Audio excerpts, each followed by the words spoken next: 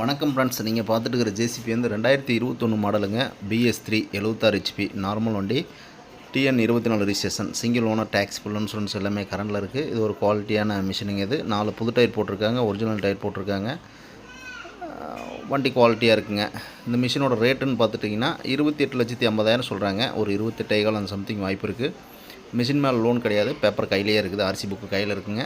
இந்த மிஷினுக்கு தமிழ்நாடு முழுவதும் ஃபைனான்ஸ் அரேஞ்ச்மெண்ட் பண்ணி கொடுத்துட்லாங்க. உங்களுடைய சிபில் ஸ்கோர் பார்த்துட்டு லோன் எலிஜிபிள் கிடைக்கும்.